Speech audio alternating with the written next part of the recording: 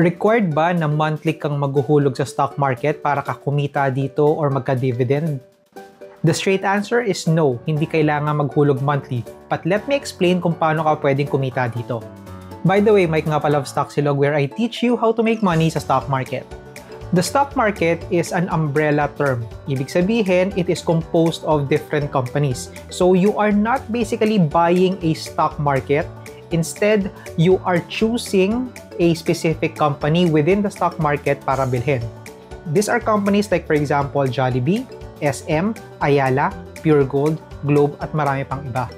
In fact, there are close to 300 companies in the stock market na pwede mong bilhin.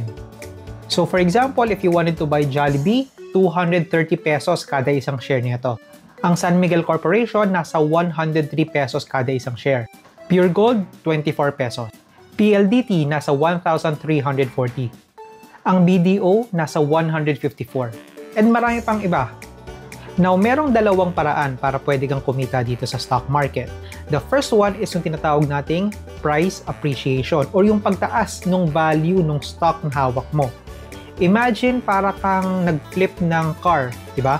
Bibili mo yung car sa isang, let's say, 1 million pesos, and then if you flip mo ito after a month or two, magiging, let's say, mabebenta mo siya ng 1.2 million, for example. So, yung kinita mo doon na 200,000, yun yung profit mo. Similar dito sa stock market, ganun din yung kalakaran. Mabibili mo yung stock sa isang murang halaga, tapos maibebenta mo siya sa mas malaking halaga.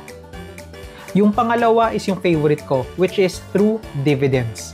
Sa dividends kasi, bibilhin mo lang once yung stock or yung share na gusto mong bilhin, and then i-hold mo lang siya. Hindi mo ibibenta.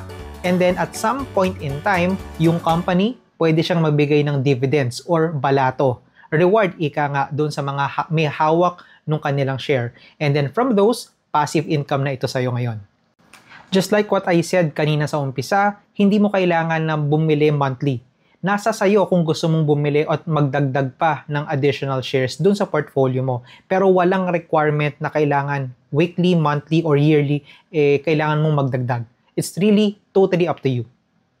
So, if you wanted to learn more about the stock market, follow me on my socials, including dito sa TikTok. And also, I have a Facebook community. So, check it out on the link sa aking bio.